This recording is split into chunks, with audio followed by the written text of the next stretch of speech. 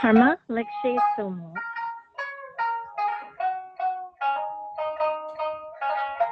Join the meeting.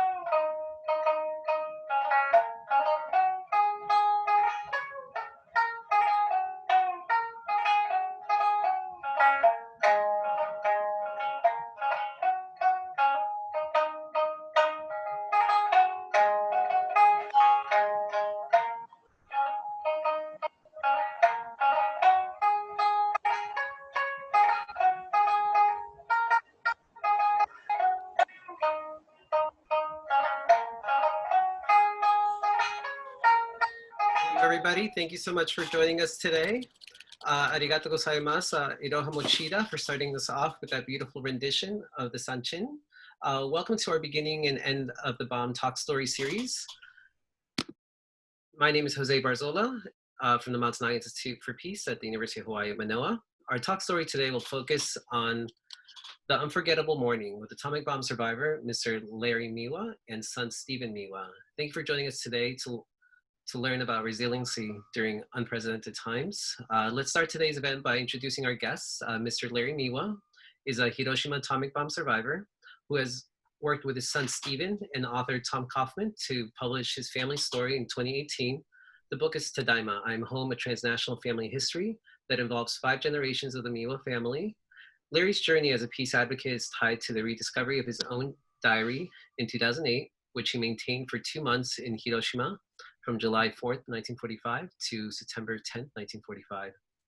The diary documents his and his family's survival of the August 6, 1945 atomic bombing and his trek of the annihilated Hiroshima City. We are honored to have Mr. Miwa on today as he's still working as a corporate banker at First Foundation Bank, and he has taken time off to be here with us today. To get us started, I'm turning it over to Stephen. Thank you, Jose. Can you hear me okay? Yes. Thank you to the entire audience for joining us. We really appreciate you joining us in this talk story event. I'm going to have my father, Larry Miwa, do an introduction of himself, and then we'll take it from there and we'll try to coincide with what had happened literally 75 years ago to the date. Go ahead, Dad. Hi, ladies and gentlemen, and those people who are attending the meeting, good afternoon. My name is Larry Miwa. I'd like to be as brief as possible. Join the meeting. And then my name is Larry Miwa. I'd like to be as brief as possible at the time of the introduction right now, and I'm going to say a few words before the questions and answers going to start. I'm an atomic bomb survivor, born in Hawaii in 1931, and lived in Hiroshima, Japan for about 13 years, from age 2 to 15. About 20 miles away from the city, in the morning of August 6, 1945, and with my classmates, I saw the American bomber dropping a parachute on Hiroshima. Several seconds later, yellow flash covered entirely the city of Hiroshima. I had never seen such a dazzling yellow flash covered the city, this entire city of Hiroshima. It was the next day, and many people from the city came to our village and those people were suffering severe burns, and their clothes were burned and tattered. It was a morning of the August 15th, 1945, and our middle school teacher allowed us to go back to the city to find out if my parents and my sister were still alive. When I arrived at the Hiroshima train station, there were no houses and commercial buildings. Despite the summer heat from 100% blue sky on that particular day, the ground looked blackened because of burned down lumbers almost covering the entire city. In the moment of time, I was the only person standing alone in the city, where some 140,000 people lost their lives on that particular day. Then again, this moment of time, I was sure that I had experienced a big Join the meeting. in my life. Thank you. Thank you, Dad. Okay, so what I'm going to do is I want to show you a little bit of our of life before the atomic bomb, and that would be my dad's family. So let's see if I can move this PowerPoint presentation.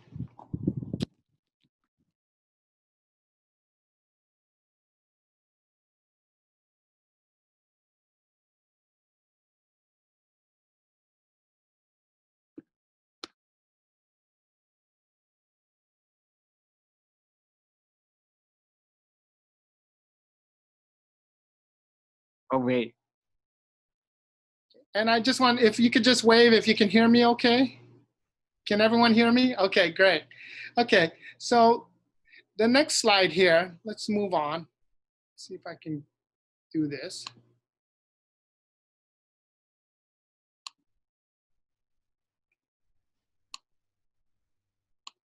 Sorry, let's see if I can get back into the Zoom meeting.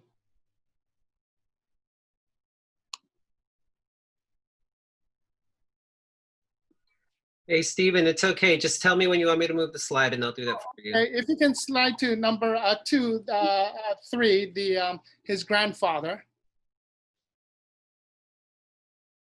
Are we there? Right there. Okay, I can't seem to see the slides anymore. I don't know what happened. No worries. But Dad, this would be, I have my own picture book. So I'm gonna ask my father, what does he see here? Oh yes, the man on the horse was my grandfather, and he was a private merchant, and he wanted to save his marketing expense, and therefore he rode on a horse and going around the city advertising himself as a businessman. And then the next slide should be his parents at Miyajima Island, and this is in front of Itsukushima Shrine. What do you see here, Dad? Okay, that's my parent, and my father, unlike me, who is 5'1", 2 inches, he was about 5'10". He was a very tall guy, and I kind of wonder if he's was my true father, but he is. And then we're going to move on to the next slide. And that would be my father's Misasa Elementary School, 6th grade, 1943, when you were 12 years old. Can you see that photo, everyone? Yeah. Yeah.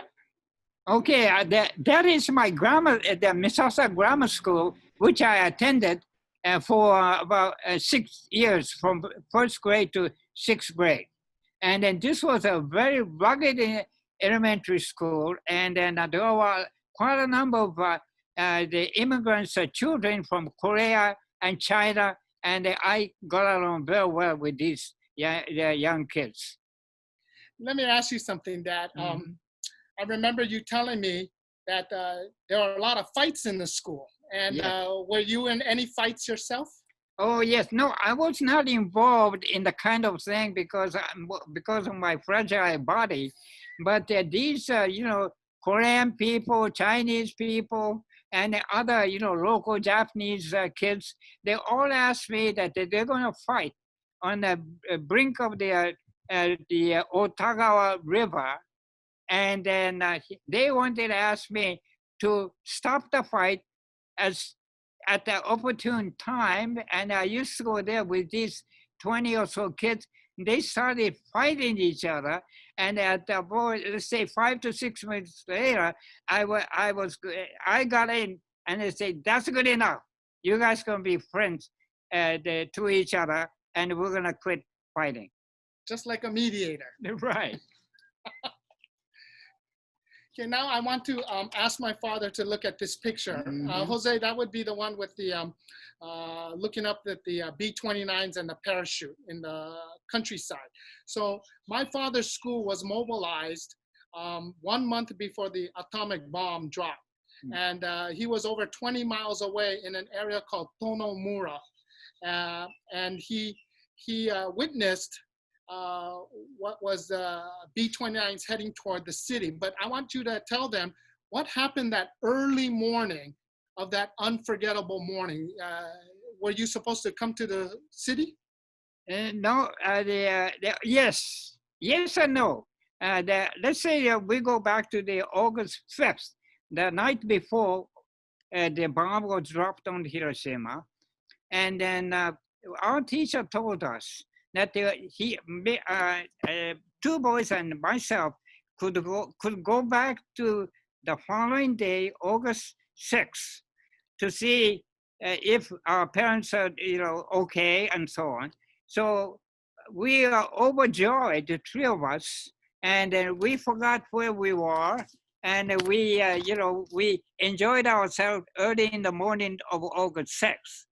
The teacher came around and said, you guys making so much noise, and then you better apologize, Emperor and Empress photos, that we made quite a lot of noise and sound, and then let's see if they can forgive you, so that we can go home to Hiroshima in the morning of August 6th. Then we worshiped the photos of Emperor and Empress 3 times. And then at the end of the 3rd time, the teacher said, you guys are very good kids, but I'm not gonna allow you to go home. So we are so much disappointed. We stayed back to the back where our beds were, and then 3 boys who substituted us in the morning of August 6th, left our dorm and about 7:30 in the morning of the August 6th, went straight back to the Hiroshima station. I must assume that they were there at the time of August 15th, and they lost all their lives instead of our 3 boys, including me. So then you witnessed from the mountainside. What did you see? The 2 B-29s? Yes, I saw the 2 B-29s. It could have been 3 because at the time they were heading to Hiroshima City. We were climbing up the mountain and then see what we can do for Japanese government, who assembled us in this village to do some work for them. So then I saw these 3 B-29s. And then going toward Hiroshima, and 2 of them turned around and then disappeared.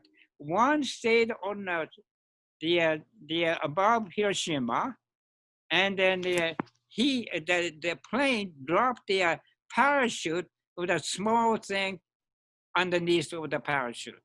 We are kind of curious about it. We stopped climbing up the mountain, and we saw this 1 B-29, 2 others just ran away, and then drop in a parachute, and then 10 seconds later, there was a yellow flash. And it was so vivid, and then I never seen the yellow flash that good in the color of yellow color. And so we are kind of wondering what they dropped, and we didn't find out. That was the first atomic bomb dropped in Japan or in fact in the world. And then we got to know that the next morning, right this minute. So it is now August 6th, 8:15 in Hiroshima. If you could all join us for a 1-minute moment of silent prayer.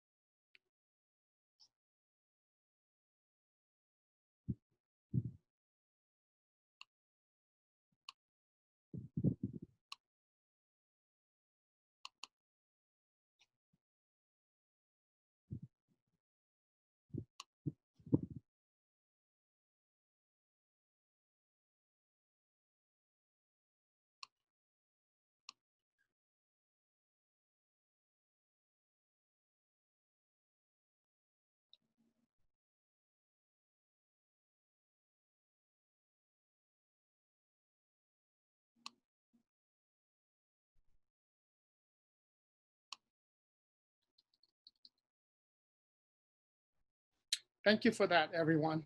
We really appreciate that.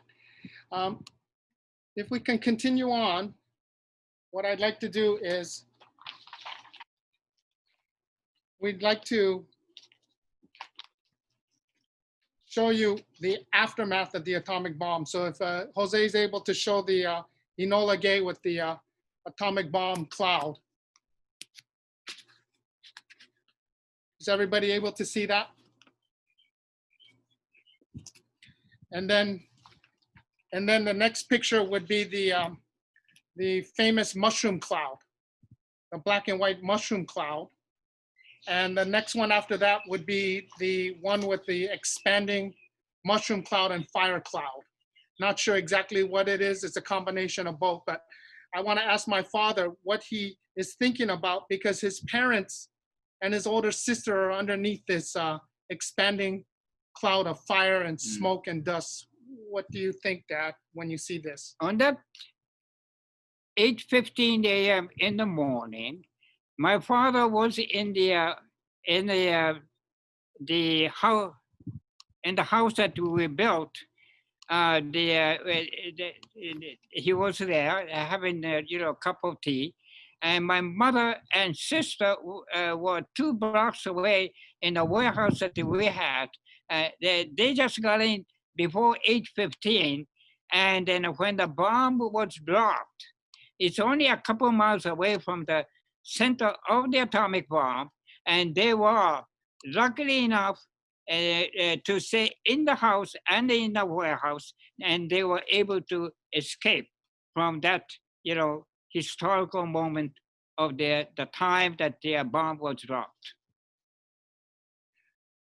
What I'd like to explain to you is that his parents, my grandfather and grandmother, were in the midst of the atomic bomb. The area is called Yokogawa. It's across Otagawa River from Hiroshima Castle.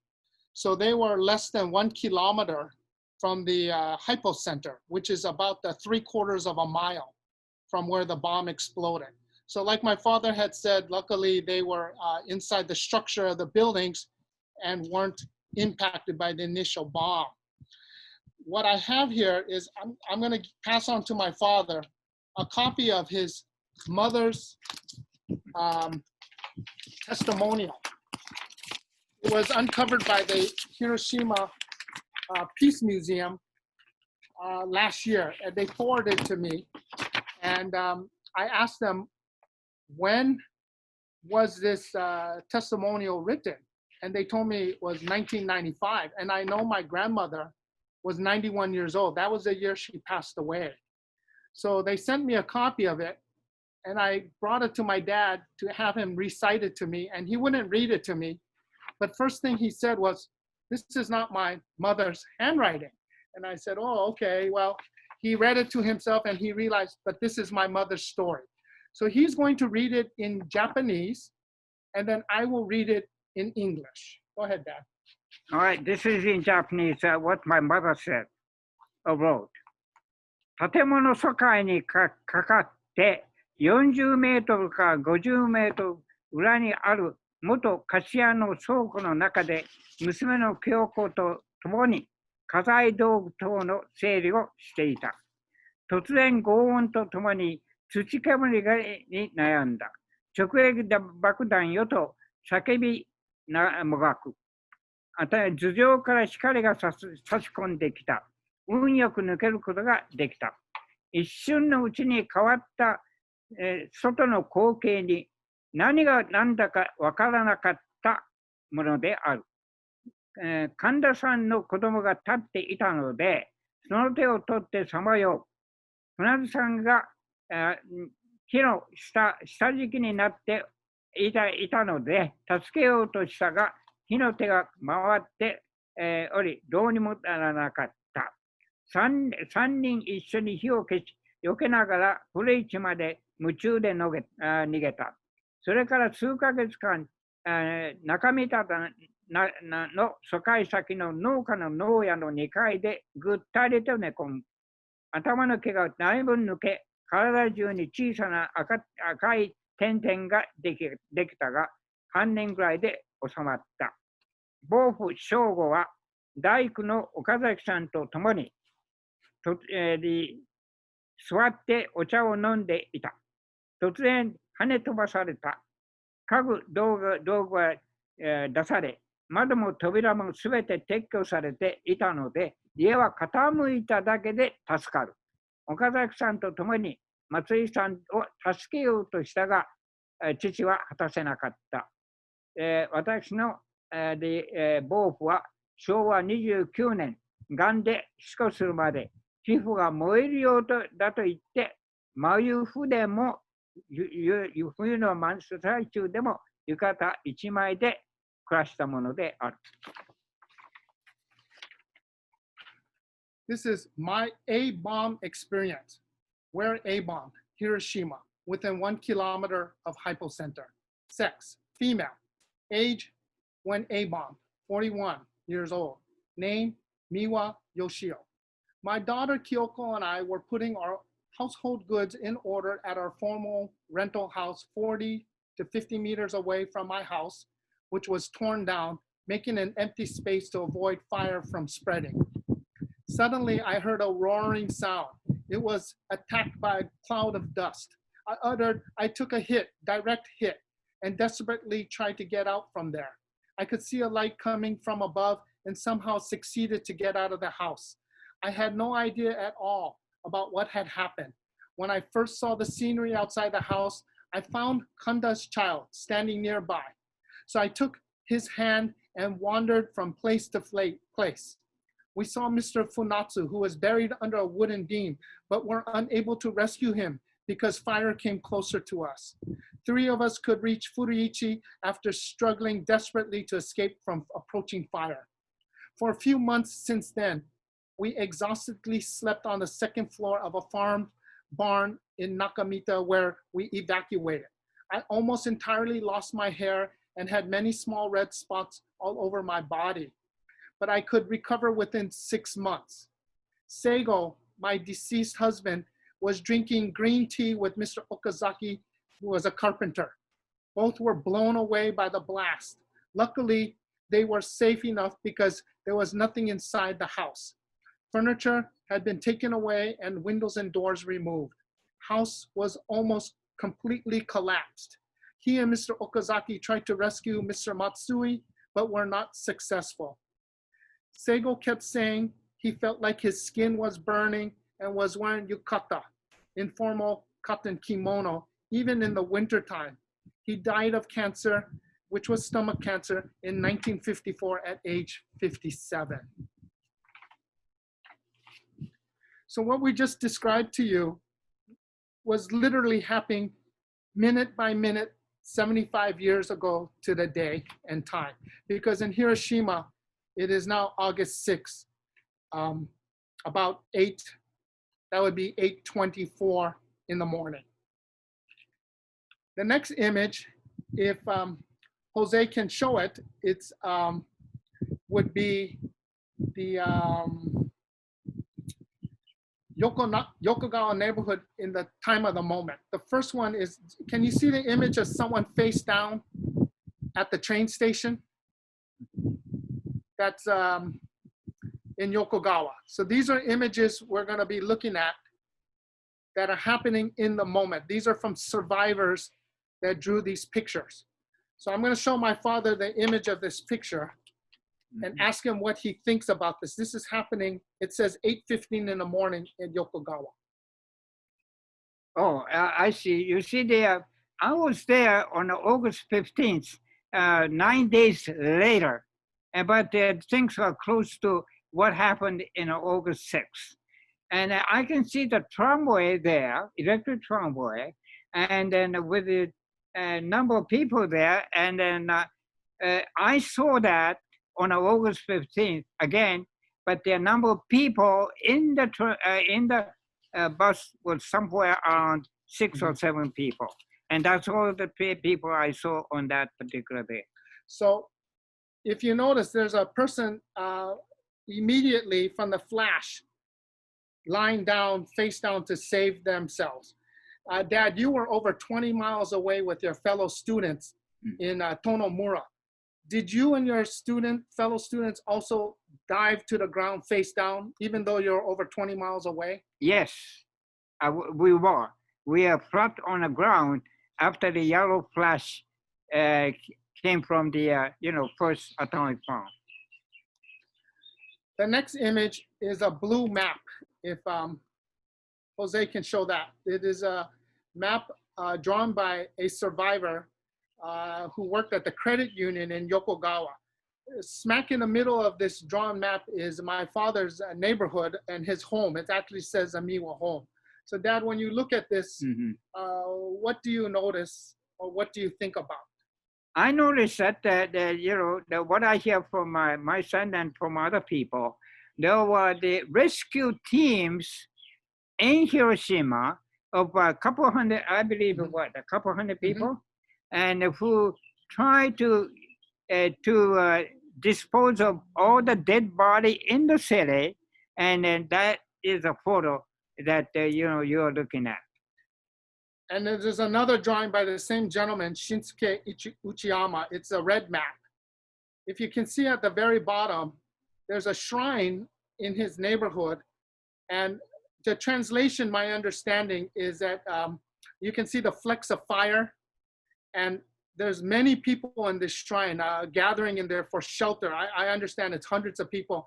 And Uchiyama wrote that they all had died. But when you look at this, Dad, this is what your parents and your older sister had experienced at the moment. What do you think of this image? Well, I remember going to, I was lucky to be chosen to be the student of the Hiroshima middle school called Futoku Middle School, Futoku Chugak. And then from the rugged, Misasa Elementary School, the three of us went to have the entrance exam, and the two of us passed. I was one of them who got in. The third person went to the other middle school, and eventually he died. Now the picture that I see. The next picture is a picture with the bridge of Yokogawa. If it has the flames in the background. On the timing, this survivor drew this picture, wrote down that this was going on at 8:40 in the morning. So right now it's about 8:30, but this is about that time, and it's out of control. And again, your parents and your older sister are trying to get out of this same scenario. What do you think about them trying to get out of here? Well, as I said, they had a hard time getting out of the city, but eventually my mother and then my sister were able to get away from it. And on the way out, there was a person who was asking to be the help, and they couldn't do it. As I understand that the dead body all over the places, That's all they remember. And my father was in the same circumstances. So the next slide shows, if you look carefully, this is underneath Yokogawa Bridge. It's actually Otagawa River, and it's full, all those little red images are bodies, bloated, floating bodies in the city. And I remember your older sister telling me she saw something like this. Mm-hmm. Yeah, so I find it amazing that they were able to survive through this. Yeah, that's correct. I mean, as I understand that, quite a number of people jumped into the river because of the, the hot sun and so on, and they couldn't, bear the wounds that they got from the bomb, and they just jumped into a river and struggled, and eventually all of them passed away or died in that Otagawa River. Mm-hmm. The next slide shows a relief squad. This is actually the next day. It says August 7th. But what I'm going to read to you, and I just actually went over this with my father about an hour ago. I have a record here that was recovered by Mr. Tom Coffman when he did research on our family story. And one of the things that were translated was this article about his neighborhood in Yokogawa. So I'm going to go read the portion about the volunteers who came in that day to help with the relief efforts. 323 citizen volunteers from Yokogawa who deployed to Kwamicho to help residents to evacuate on the morning of August 6th were all killed. That's 323 people, except 4 people. Those 4 also died within several days. So what that tells you is radiation poisoning in the atmosphere and in the ground still present on August 6th was basically killing everybody, even if you were survived and unscathed from the atomic bomb. So that's very sad that volunteers had all died, and that was 323 from my dad's neighborhood of Yokogawa. The next slide should show a bunch of children face down at Yokogawa Station.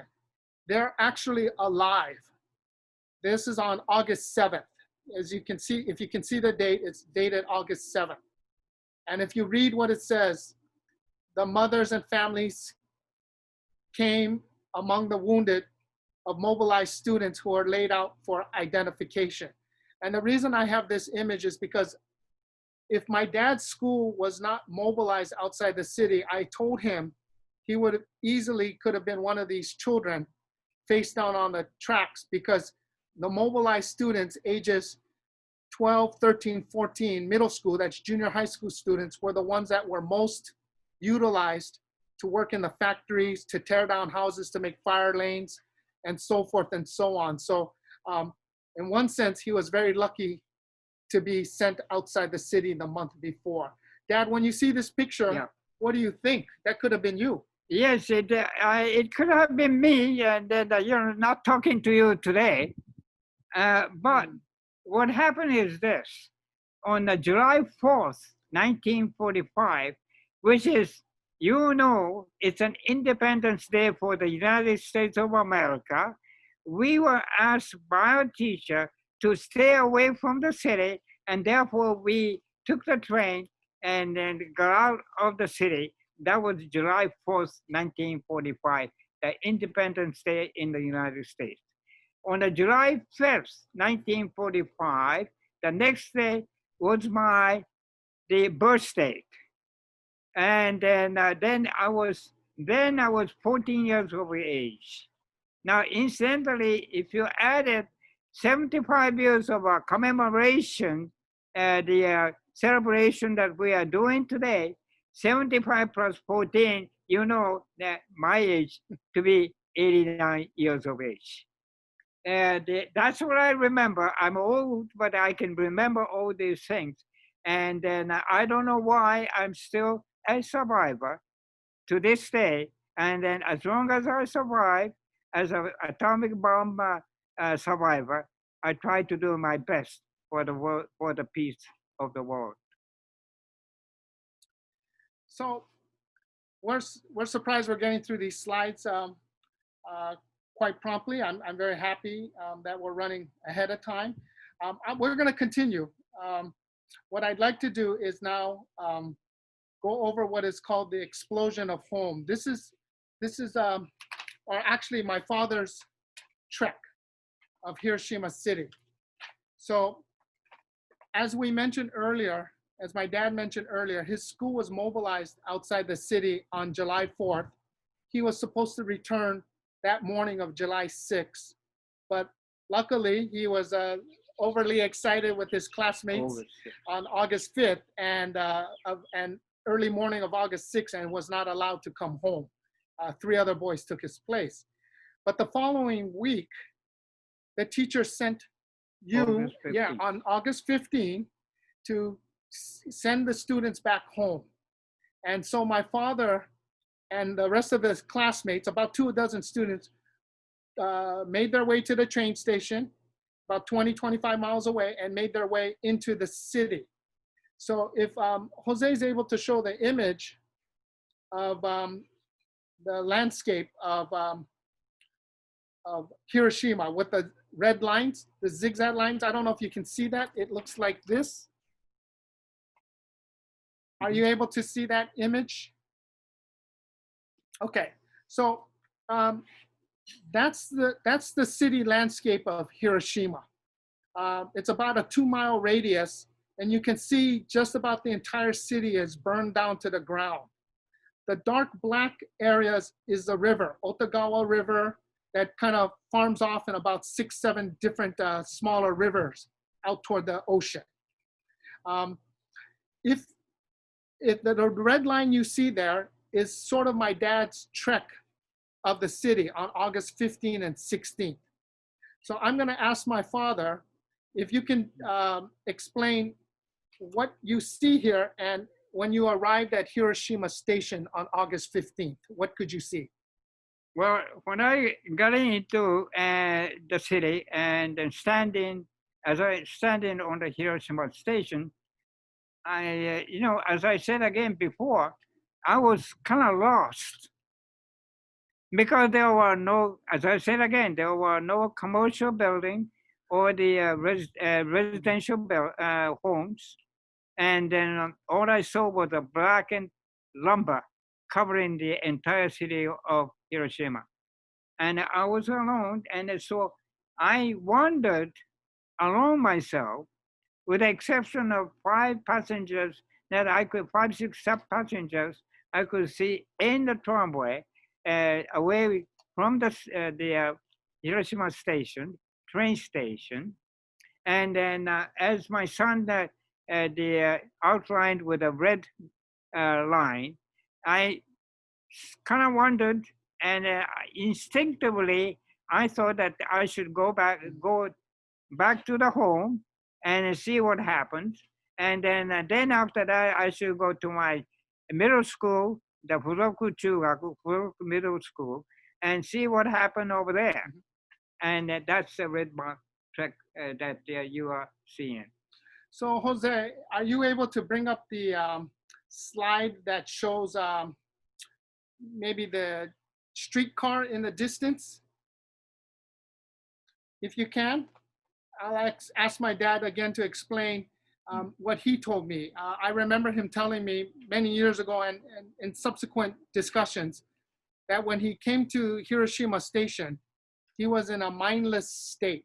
He might have sat at the station for hours on end. And he would maybe wander around and walk around mindlessly.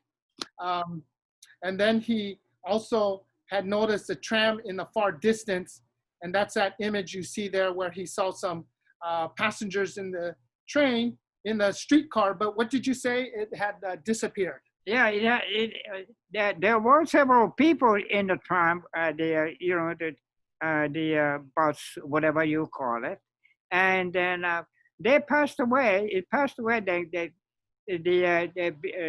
leaving me behind. And that's the only people, besides two other people, and then the dead body that I saw that in the afternoon or the following day. And then I was alone myself in the city of 145,000 people who perished in the morning of 1945. Are you able to go to the slide that shows a broken pine tree? Are you able to see that now? Okay, so I'm gonna ask my father, because from Hiroshima Station, this is August 15th, somehow he made his way to Yokogawa Station, where his neighborhood is. That's the next station stop. And I know for a fact from research and information that at exactly 12 o'clock noon on August 15th, the emperor's voice was on the radio, either some kind of loudspeaker or radio. What do you remember hearing at 12 o'clock noon? Well, I can't recall that, really directly they heard his speech, but as I remember, the news in the newspaper, whatever it is, that I got to know that the United States took over Japan, and then Japan was surrendered on that particular day. That's all I remember on that. And then again, I have to say to you that I was not myself alone. That the mind was gone, and then I was hungry, but there was nothing to eat. Really, it's a strange feeling alone. In the if you can imagine, there were 145,000 people a week ago or 10 days ago, and then you are alone on that particular day. That was August 15th. I was in the city. You can see what kind of mind status that I was in. So if you're still looking at the pine tree, it's kind of a broken off pine tree. All these images I'm able to find are from destruction from Hiroshima City. So that is a broken, burnt pine tree in the city of Hiroshima.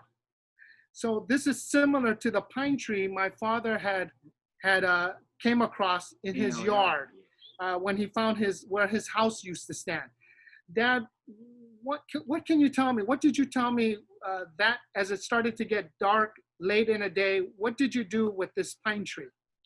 Well, pine tree was my friend, really. And that's all I saw. I had a friend in pine tree. And then I said, well, maybe I'm going to sleep underneath your shade, the tree, but there were no leaves on that. And then, but luckily enough, it was midsummer time, and even at night it was very, very hot. And so actually I could have slept without the shirt, and then I believe that I had no shirt, and then I think I went to sleep that night, overnight. So on the next slide is the famous Hiroshima Atomic Bomb Dome. It's a skeletal image of the dome. Just a few weeks before, well, actually just a year and summer before, the early part of the summer, my dad had gone to school, his junior middle school, Fuzoku Chugako, in the middle of the city, which he had to cross Oi Bridge and pass the dome every day for school. So Dad, when you finally decided the next morning and you saw this, what were you thinking? Well, I just think that I couldn't imagine that was the museum. The 1 month ago was that, dozen people used to work over there, and then they were gone instantly, as I understand, on that particular morning of August 6th. And then when I passed by, I used to pass by there every day to go to my school that is the middle school, or what I call it in Japanese, the Koto Koto Shihan Gakko. The I think that's the school that I used to go every day, bypassing the dome. That was a symbol of the the museum in the city of that Hiroshima. As you continue to make your way towards your school, that was your destination. I remember you telling me that you found the school area with a wall barely standing. So if you can see that image of the destruction with a side wall barely standing, what do you recall, Dad, when you got up to that area? Well, I finally got into the school that I used to attend, and then there were only one third of the building was there, and then I sat down there mindlessly, and then watching alone myself, and then strangely enough, that was in the afternoon or first or second day, I don't recall. I saw the tomato. That was a black tomato on the plant that that these kids, our kids, remaining there, used to plant for their daily food. What I call, that's for their food, and then I almost ate that one and decided not to, and I'm glad that I didn't do it. So the first time you told me that, why were you thinking about eating that charred, burnt, black tomato, single tomatoes on the vine, barely hanging on the vine? Why were you thinking about eating it? Well, let me say this: during the World War II, we didn't have anything to eat, so I was quite hungry, and then I thought that I better eat that tomatoes, and to be fulfilling my stomach. And then at the last moment, I decided not to because of the black color. And then I thought that something must have been in there, that the kind of poison type of the poisonous thing. And then I'm glad that I didn't eat. Yeah, I'm glad you didn't eat it either. Yeah, thank you. I'm sure. I'm glad you did. Yeah. Okay. If you're able to get to the image, there's a body on the ground. I don't know if you can see that image. It looks like this. Can you see that now? Okay, so I'm going to ask my father, as he decided to return back to Yokogawa, back home, he had to retrace his steps past the atomic bomb dome, which is now the A-bomb dome, and then you saw a body in the... Yeah, well, let me say this, that I went back to our house, and again I was sitting down there, and then all of a sudden I saw the some writing on the wall of the water tank. No, talk about this first. Oh, yeah, about the body, yeah. I know that. Yeah. And then after that, I decided to go to the place where they were able to escape. And on the way to the Yokogawa station, on the street, I saw a dead body. Okay. And that was the dead body that I saw. And then I couldn't rescue him or help him because I think he was already dead. The reason is that there were a lot of worms or the maggots eating their body. And then I couldn't do anything about it. And after that, I went straight to a Yokogawa station. And from there, I was going to find out where my family escaped to. On your way to Yokogawa station, you actually met and found a couple people gathering some material, and maybe they were going to build a shack or something or shelter, but Can you explain the two people you met inside the city, the only two people? Yeah, and I saw this couple, and you know, the of course on a burned down house, and they were working over there. So I asked the question, "What are you doing?" And he said, "Well, they try to get the kind of antiques and that of old photos and so on, and then they were not in the mood of building anything at all. So they came back to Hiroshima, and then tried to find whatever the things that they could find for their memory, and then they tried to keep those their merchandise for themselves. And then I saw these two people on the way to Yokogawa Station. And then you told me that you realized in your bag, you might have had some little bit leftover food, and you shared it with them. Yes, I shared it with them. That I'm not so sure whether it was a good food or not, because it was a couple of days old. But I think they were willing to eat that, and then they thanked me. And I got rid of whatever the food that I had in my backpack. Then I went to a Yokogawa station to try to find out where my family escaped to. So now the next scene, slide is one of the water well with a message board. It looks something like this. Are you able to see that?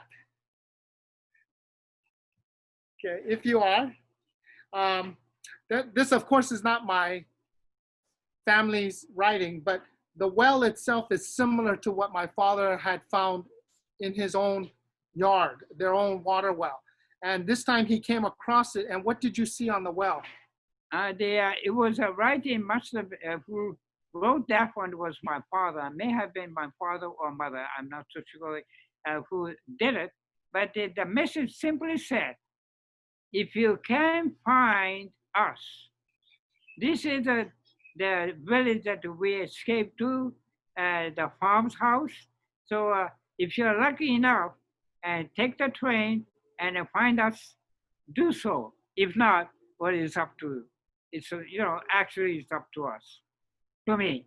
And then I was able to get the address and went to Yokogawa Station, got on the train, and then went to I think it's about 20 minutes to drive in the middle of the Hiroshima prefecture. Mm-hmm.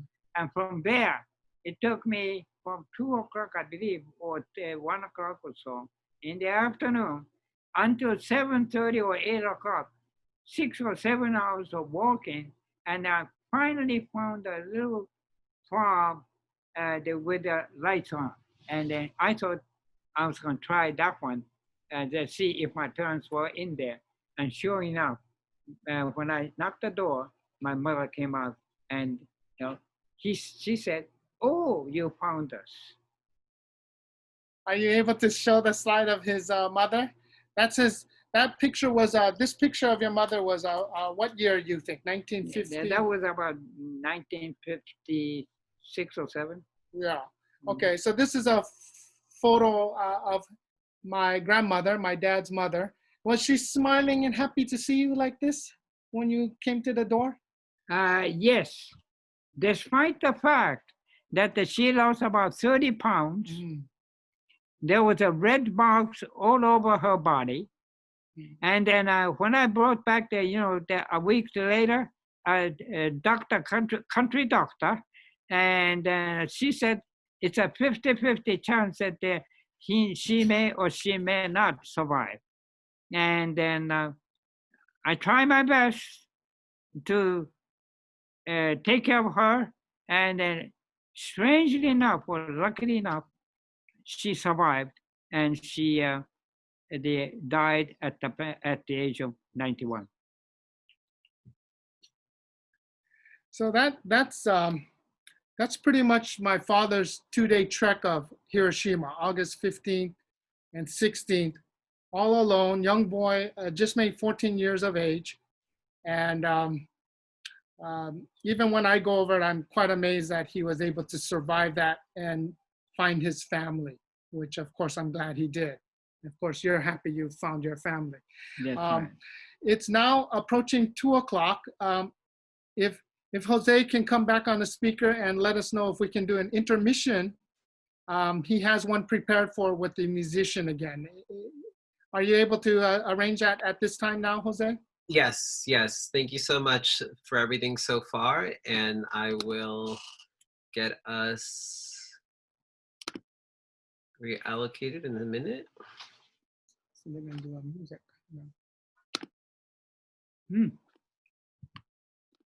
Hello, everyone, again. Thank you so much for being with us today. I just want to take some time to say arigato gozaimasu to Larry and Stephen. They will come back in a few minutes, but we will be going into intermission for about 7 minutes right now.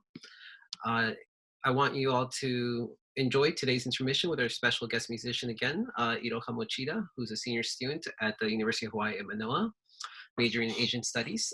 She is a Hibaku Sansei, the third generation of atomic bomb survivors. Her grandfather experienced the atomic bomb on Nagasaki, Japan on August 9, 1945. Iroha grew up on Takunoshima Island in Kagoshima Prefecture, where she learned traditional songs called Amami folk music. The song she will be playing today is called Ikunya Kana. And I will turn it over to Iroha now.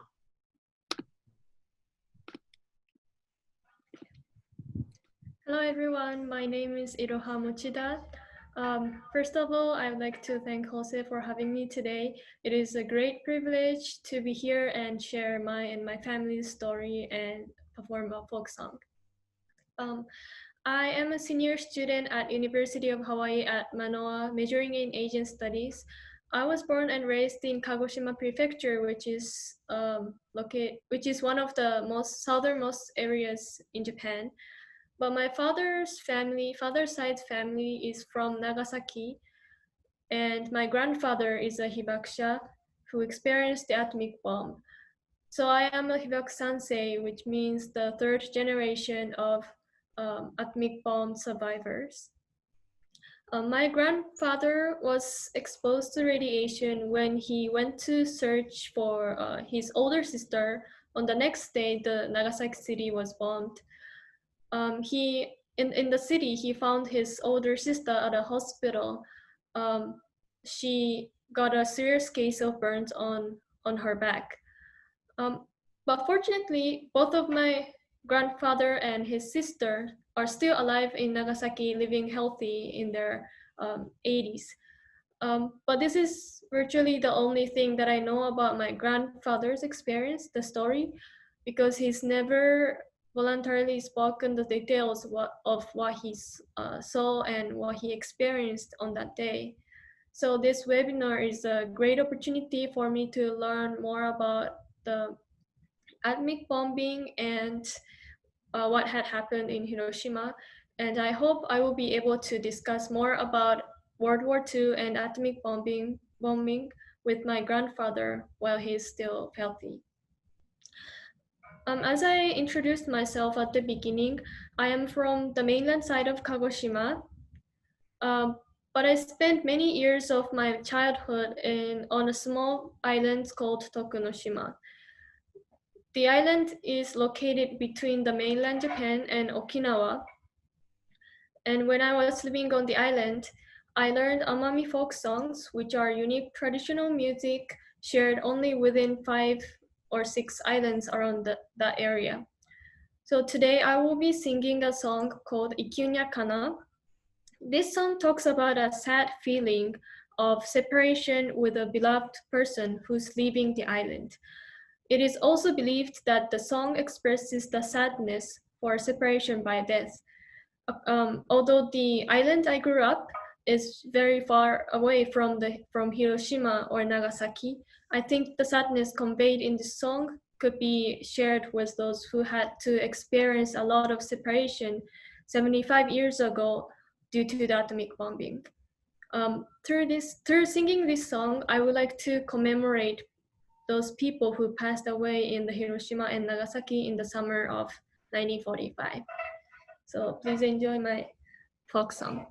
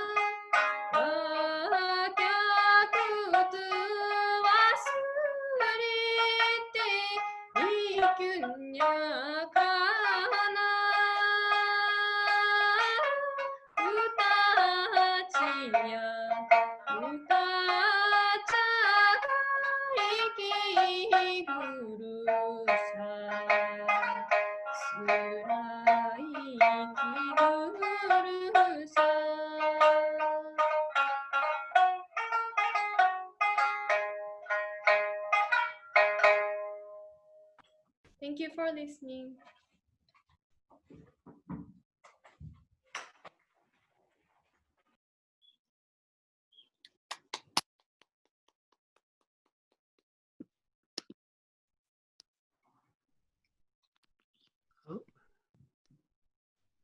Thank you so much, arigatou gozaimasu, Iroha, for that beautiful rendition.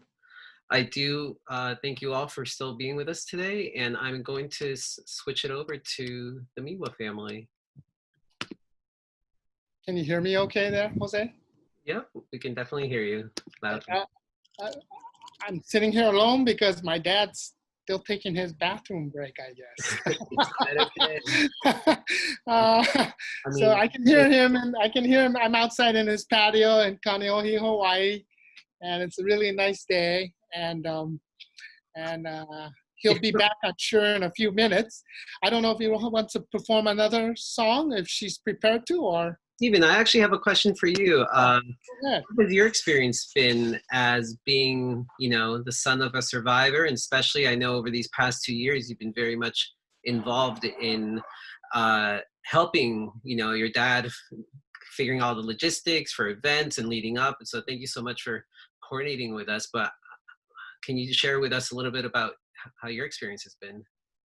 It's actually been a wonderful experience. I get to spend a lot of time with my dad on these events, and it's not just have to do with him being an atomic bomb survivor. I get to visit him at his office every week, just ask him if he's interested in these activities and so forth. So we've, over the past year and a half, almost 2 years, but I want to say mostly from last year of 2019, there's been 3 sets of schools we were able to visit. That's Iolani School, Punahou School, and La Pietra School for Girls. And we visited them twice. For Punahou, we actually did back-to-back classes with their Japanese advanced language class. And that was a wonderful experience because it was all done in Japanese. So I got to sit in on the panel discussion, and but to listen to it and was just an amazing experience. We've also been asked to speak at the Japanese Cultural Center, Hawaii Book and Music Festival. My dad has been interviewed numerous times. And he's always said yes. He's always, as long as I'm able to arrange it for him. I'm like his manager, I guess. But it's wonderful because I get to spend a lot of time with him. Honestly, if it wasn't for this, going back over 10, 12 years, I don't know if I would spend that much time with him, really. I'm sure I'd visit him once in a while, go and see him at his office, but this experience has been really wonderful. And 5 years ago, at the 70th anniversary of the Hiroshima Atomic Bomb ceremony, I went on my own self-discovery of my ancestral, kind of like an ancestral journey. And my dad was supposed to come with me, but he still works. You guys know that. You heard from Jose that my dad still works at age 89. He works full time. He's actually been working at home. He works endlessly. Just to listen to him and know that he's on call all the time actually makes me tired to listen to him telling me that he's busy all the time. Even I have to make appointments and schedule these things like I did with Jose. Jose knows that I have to schedule all of these discussions and talks and preparation for today's event. And Mānoa, at the University of Hawai'i at Mānoa, the Spark Matsunaga Institute that Jose is from, and Mr. Michael Jones, I hope he's listening in. If not, I'm sure he'll pick up the recording later on. He recommended my father and I to speak this past March 5th at the beginning and end of the bomb exhibition, which we did. It was a wonderful panel talk discussion with Tom Coffman, the author of our family story, Tadaima, I Am Home, and with Pamela Rotner Sakamoto. She wrote a book also, Midnight and Broad Daylight, and she was a wonderful moderator, not like me. I'm very inexperienced and don't know what I'm doing, but we're getting through this event, and I really appreciate all of you joining us. Before I forget, I want to thank the entire audience and José Barzola for making all these arrangements. Otherwise, it wouldn't happen. I can hear my dad coming back. I hope he's on his way back. Well, Stephen, if you don't mind, I have one more question. And thank you so much for all that. Go ahead.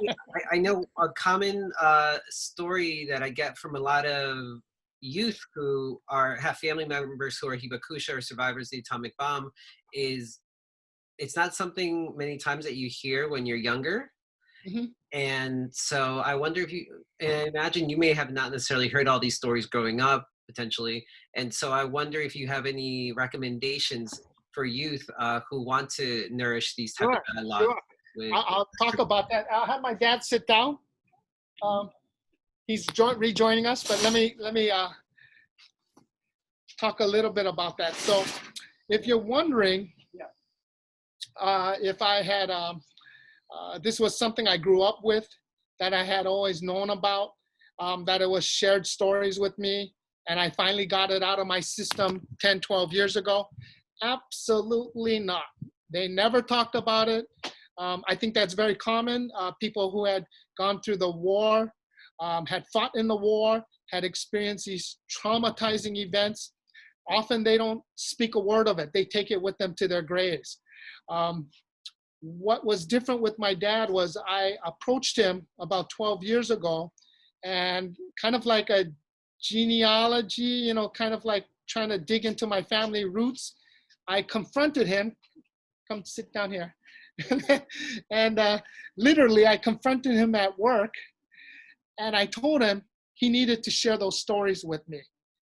And he was reluctant. He was, before he could even say no, which was kind of like his answer to me. I could tell that was coming. I told him, if you don't share these stories with me, and once you're gone, because my mother had passed away 10 years earlier, I lost that chance. I told him, if you don't share that stories with me, don't do it for me, do it for your grandchildren. My daughter was about 10 years old at the time. He has 3 younger grandsons. And I said, do it for them. Because once you're gone, none of these stories can be shared or told. And he reluctantly agreed. The thing that made him move forward with it was this. This is the inside cover of his diary. He, as was mentioned or you read earlier, he kept a diary for 2 months, the month before, during, and the month after the atomic bombing in Hiroshima, Japan, when he was growing up. And I didn't know anything about this diary. In fact, it was like the next day I asked him about it to talk to me. He said, hey, kind of with a new enthusiastic tone, it came from him saying that, I found my diary. I said, what are you talking about? He said, I found my diary. Come back to my office, let's talk about it. I said, okay, I have no clue or idea what you're talking about, but I did. And it was his diary he kept from when he left Hiroshima in 1947, 2 years after the atomic bombing, to make a life back in Hawaii. He's born in Hawaii, raised in Hiroshima from age 2 to 15, came back to Hawaii, the United States, in 1947 to make a go of it here, because there wasn't really anything left in Japan to live for. Although people, you know, there is life after an atomic bomb. But he came back and he shared the diary with me. And I remember, you know, he didn't share one single word with me. He didn't read one word. He hasn't transcribed or one word of it to me. Lucky I found a professional translator to do so from the Japanese Cultural Center. His name is Tatsumi Hayashi, but he translated the entire diary. And when I decided at that time, maybe we can get a book out of this. Maybe we should produce something for other people to read. He agreed. And for about a 10-year period, we worked on it. And that's when I involved Mr. Tom Coffman. And Mr. Tom Coffman told me, if you don't have this diary translated to English, I cannot commit to writing. I remember that. It's seared in my head. I thought I better get it translated, which I did. So that was the main source of material that I could move forward. So what I'm trying to tell the younger people is, don't throw anything away. I'm not asking you to be a hoarder, but don't throw away those important pictures, those old photographs, those letters, the things that are in Japanese you feel are lost because you can't have it translated. You can. All of those pieces of information could result in a storytelling event for you and your family. So that's what I want you to do, and keep on pressing to ask your elders, your family, your grandparents, your great-grandparents, your parents themselves to talk about it. Don't do it the way I did. It just worked out. Thank you so much, Stephen, for sharing that. Just because I think so many youth definitely, I've heard that consistently, you know, my grandfather, my grandmother, and just some different strategies to be able to connect. And I think the lineage and creating a family tree is it's a great start, definitely. But with that being said, we'll get back to today's presentation, and I'm gonna pull up the diary as you started talking about that. Thank you, Jose. Okay, so Start the second. what I'd like to do is, yeah. Right there. There you are. Oh, there it is. Hey, we got the PowerPoint back on. Thank you, Jose. Oh, good. I didn't have, just to let you guys know, the audience know, for the first half of the presentation, I lost this PowerPoint presentation. I didn't have any control of it. Looks like it's back, and I do now. Thank you, Jose. So this is not the front cover of his diary, but actually the inside cover, which says in English, diary. And like I had mentioned, this was assigned to him by his teachers on July 4th, 1945, the day of his mobilization, where the students were working for the government city to grow vegetables. That's what they were doing. They were 12, 13, 14-year-old children, boys, all boys, brought out to the countryside to grow vegetables, harvest and grow vegetables for the war effort. What we're gonna do is, even my dad wasn't aware of it until just an hour or two ago. As I mentioned to you, this is gonna be a treat for me because he's never read or recited one word of his diary to me. But for the audience and for me now, we're gonna read 3 passages, 3 dates, and I'll give you a little explanation. He's gonna read his portion in Japanese, and then I'm gonna read it in English. So the first one is dated July 5th. And July 5th is my dad's birthday. So he was born on July 5, 1931 in Honolulu, Hawaii. And on this date, he was 13 years old and he just turned 14. So nobody bought him a diary for his birthday. It was just assigned to him, coincidentally. And so when I first heard that, I asked my dad, I said, hey, Dad, were you excited for your birthday? You know, you were just from 13 to 14 years old. And this is his answer. Go ahead and explain when I asked you about your birthday. What did you say when you were, I said, hey, were you excited at 14 years old? What did you say? Well, I said, well, so what? Yeah. Yeah. And well, I didn't have much of a comment because I became a 14-year-old boy. And why do you think that is? Was it because of the war effort? You guys, your mindset was focused on the... Yeah, focusing, helping the, you know, whatever that the federal government was going to tell us to do. Okay, so what we have here is this. You see that my dad's handwriting. I remember when I was first going over this diary with him, one of the things he commented on, and you know, I listened intently. He didn't say anything to me. He said, "Oh," I said, "What, Dad?" He said, "Oh," I said, "What, Dad?" And he goes, "Oh, my handwriting is so good." And I said, "What?" And that's the handwriting you see here.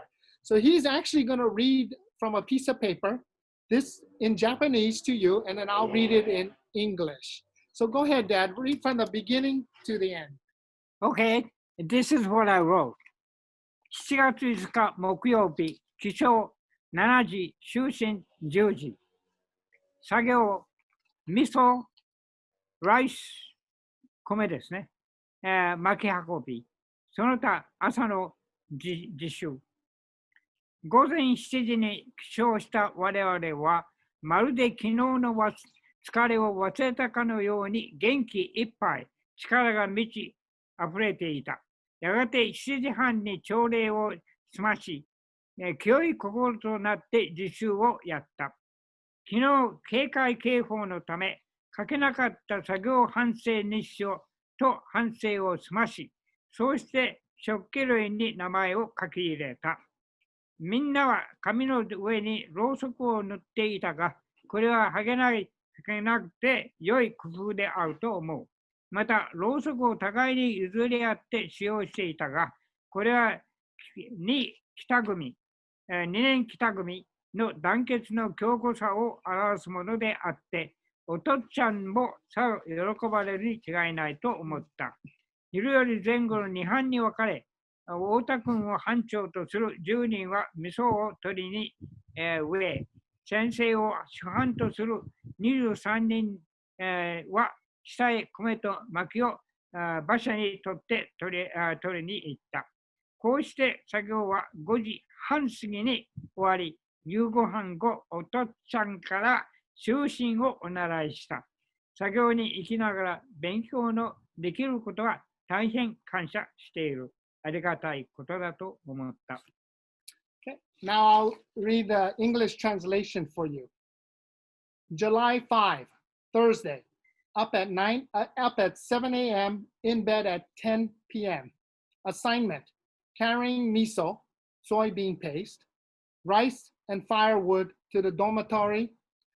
Other activities, independent study in the morning. We rose at 7 o'clock a.m., feeling energized in spite of the physical labor last night.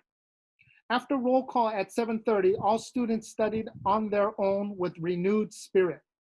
We finished writing about yesterday's activities and added our thoughts, which had been interrupted by the mandatory blackout the previous night.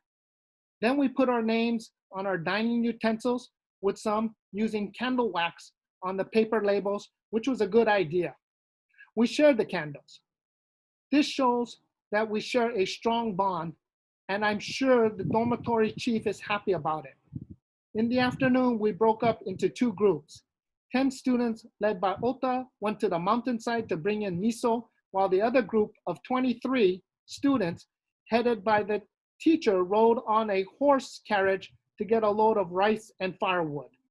Work extended past 5:30. After dinner, there was a lecture on ethics by the dormitory chief. I'm very thankful we can study and work as well. So that was July 5th. Not exactly poetry at this time. In fact, later on into his, the teacher had made a comment maybe a couple weeks later, had mentioned to my father, maybe you want to write with more feeling and inner sense and awareness.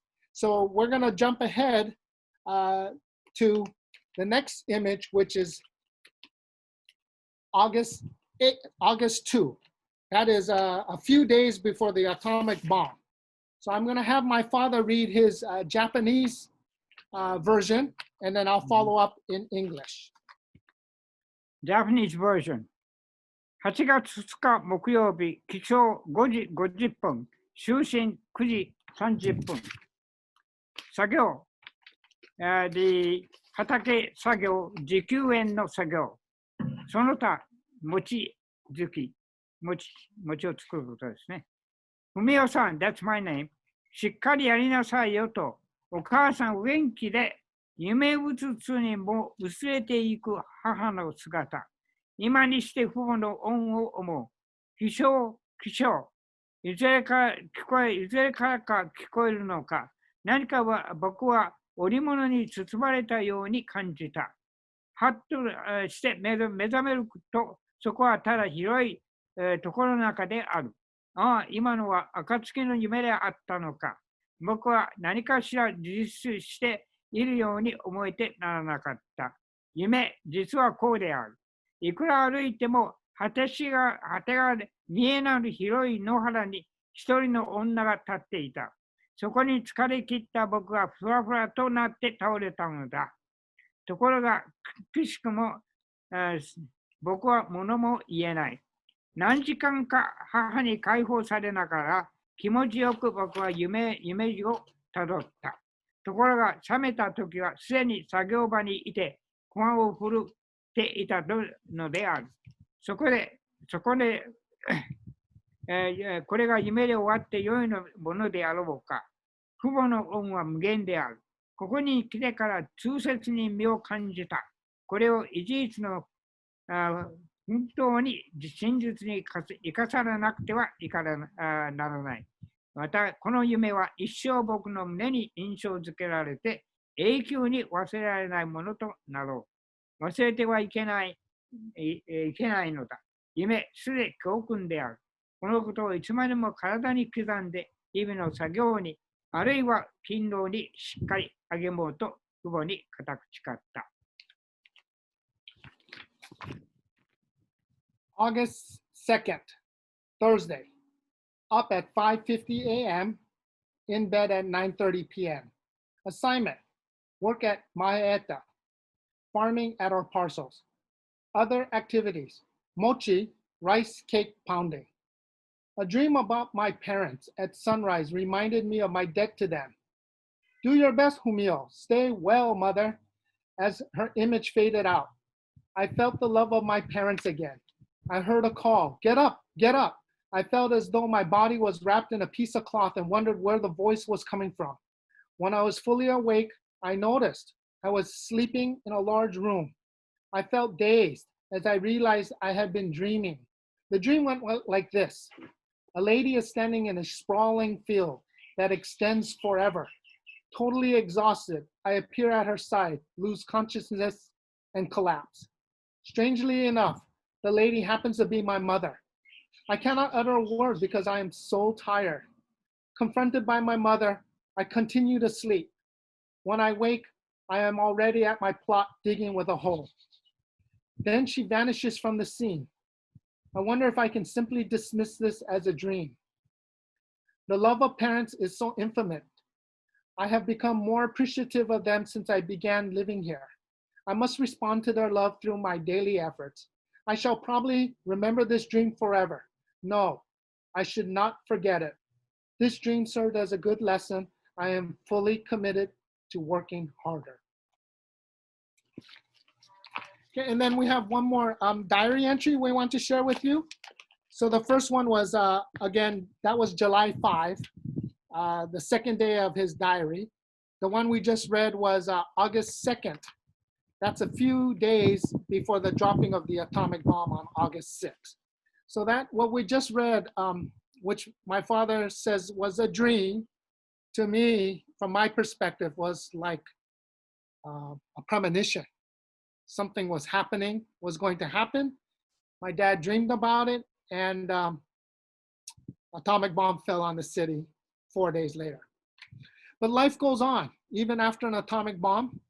And my dad continued to write into the fall of that, after that summer, into the early September. And I have one more diary entry we want to read. It's dated August 28, and that is about 3 weeks after the atomic bomb. So I'm gonna have my dad read, it's very short. I'm gonna have him read the Japanese version to you first. 8月28日火曜日、起床5時30分、就寝9時30分。日本の前途、月光を仰いで今日ほど激静したことはない。思うに15日以来、父と、敵として、心の晴れやかな時は少ない。どうしてか僕にもそのことはわからないのである。畜生、敵のやつめ、思わず声に出てくる。遥かなる日本の前途を思えば、じっとしてはいられない衝動にかけられる。前途に光明をもたらそうと思えば、我々は若き青少年が起床して、何事にも当たらなければならぬ。月よ、我らの前途を照らしたまえ。思わず僕は各祈って、日本を必ず立派に建設することを誓った。August 28th, Tuesday. Up at 5:30 a.m., in bed at 9:30 p.m. The future of Japan. Never has the moonlight fueled my emotion more than today. Looking back, I realize I have not felt lighthearted since the 15th. I wonder why. Damn the enemies, the words suddenly spilled out. When I think of the future of our country, I cannot bear to stand by and do nothing. If we want to see a brighter future, we young people must take the lead in confronting our problems. Mr. Moon, please light our way to the future. I prayed and renewed my oath to succeed in rebuilding our country. So those are a few diary entries my father wrote. He wrote every single day from July 4th, which ironically, as he mentioned earlier, as an American born, is 4th of July, coincidentally, and he ended his diary on September 10th. So it's just about 2 months of writings. I'm glad he shared this with you because like I said, it's a treat for myself. He's never read a single word of it to me. I've only read the translated version, which I've read many times to myself. But and the time I first read it, my daughter was about my dad's age, about 12, 14 years old, and I thought at that time, what a most difficult and that he had to endure at that time. So a couple things I want to mention. I'm going to see if I can scroll ahead here, and then we'll sort of wrap up. I'm glad we're kind of running ahead of time. Okay, if Jose can run the next slide. Okay, so this is the one I wanted to show. This is a book that Mr. Tom Coffman worked so hard with us, with my dad and I, to for many, many years. I have a good idea what it takes to produce an academic book, but he wrote so beautifully. Not only that, I don't know how he did it, but he was able to cram literally 5 generations of our Miwa family into a very readable, almost like a academic docudrama historic book. But it's done very well.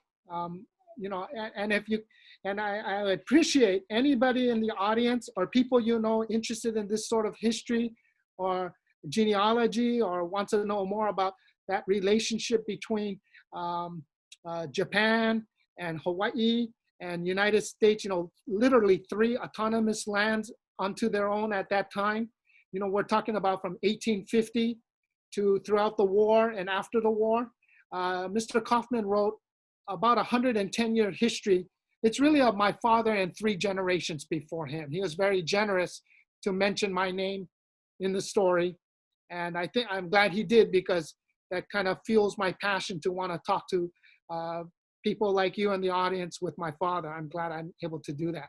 But what I really want you folks to do is not go out and, you don't have to purchase the book or Kindle. If you do, that's great. The paperback deal is a great deal. Even the University of Hawai'i Press, who published this book, says to go to Amazon. That's their biggest reseller, and that's who they wanted us to promote.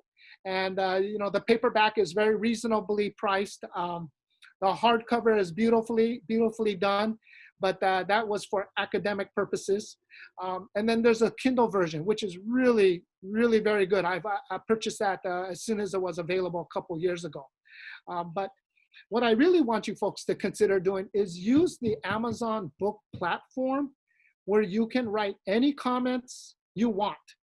You can write something short, you can write something long, some paragraphs about today's event tied into the Tadaima. University of Hawaii Press was very generous with Amazon to allow, if you look inside, you can actually read practically the first 2 chapters of the book. Beautifully done by Mr. Coffman. I'm not saying it because it's about our family story. It's just very readable, and I really enjoyed it. And if Tom's listening or reads later on, we always thank Mr. Coffman for his hard work and effort to make our story come out and alive. So please go to that platform. It's Amazon Books, and I think you can just log in. I don't know how to do it myself.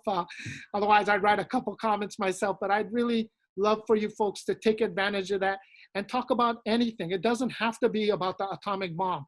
The story does everything, practically everything about Japanese immigration, relationship between Japan and Hawaii, hard work and education, business, the war event, Japanese-American internment, of course, the war and atomic bomb, and my father's extremely long trek he took, not through Hiroshima City, but to try to recover his family property. So that's even told in the story as well. And it kind of ends there. But yes, please find something that you find interesting to write about and comment there. I love to see more reviews, and that would definitely help maybe spur some sales with this book. It's something that I always mention to anyone regarding Mr. Coffman's work. I'm not sure what the next slide is, if there's one more. That last slide might be... World, Stephen. I'm sorry, what is that? Yes. Planet. So that's great. I'm glad we have a picture of the planet here, planet Earth. As you all know, for humankind, this is about the only planet we know of that can sustain our lives. And it's a very precious planet when you look at the whole universe as a whole. Just look at our own galaxy. own galaxy has billions of stars, surrounded by billions of planets. And as far as we know, isn't this the only one that we know that life exists for humankind? So what I want my father to do, his closing remarks, is I want him to read what was the turning point of his life. It's if you can just bear with him, just bear with us. I want him to read this because if people ask, you know, do we have any message of peace? Is there anything, you know, is he a rah-rah protester? No, not necessarily, you know, just coming to talk about this situation and what he went through with the atomic bomb should be more than common sense to tell you that we cannot destroy our planet with nuclear weapons. I'm going to mention one more thing. My dad sometimes, the first time I heard it, I was a little bit shocked when he just mentioned it, but he refers to the atomic bomb, the Hiroshima atomic bomb. No disrespect to anybody or hibakusha, but please understand where I'm coming from my perspective. He mentions, oh, it's like a toy. It's a little bomb. You know, what it did, destroy the whole entire city of Hiroshima and then Nagasaki as well. But I know what he means by that. Compared to today's nuclear weapons and thermonuclear weapons and hydrogen bombs, today's bombs are not hundreds of times, but are thousands of times more powerful than the Hiroshima and Nagasaki atomic explosions combined. So if you can imagine what that can do to our planet, it would be terrible. So I want my father to say his turning point of his life, which of course was the Hiroshima atomic bomb and being alone in the city. And I want to thank all of you again for participation. Go ahead, Dad. I'm going to read what I wrote. I was totally surprised to see the port, which was very far. When I stepped out of the station, that's a Hiroshima station, train station, there were no houses or buildings at the central part of the city, which had a population of more than 300,000 people. I alone headed home and no one was there in the early morning hours. I felt like I was left alone in the world at the age of 14 and I was driven to despair. It was like the end of the world and I had no idea what to do. I kept standing mindlessly. 2 years later, I returned to Hawaii and found it as a paradise, paradise. Beautiful sea to swim, many delicious food, etc. I got scholarship to graduate from the mainland college and graduate school in New York and worked at the stock brokerage and banks. My A-bomb experience in Hiroshima still remains in my mind. My life restarted when I felt I was left alone in my 14th summer. I am sure this was a big turning point for me. In summary, it should not matter what nationality we are. We all are human beings living together on our precious earth. We all have duty and responsibility to preserve humanity for our future generations. We should work together, setting a goal of common sense and decency to eliminate all nuclear weapons and the associated materials for the sake of maintaining world peace. Thank you. Thank you, everyone. Thank you, everyone. You can wave to them. Thank you. Thank you very much. Arigato. Thank you. If Jose can come back on, is there some final words that José Barzola wants to share with the audience? Oh, there he is. There I am. There he is.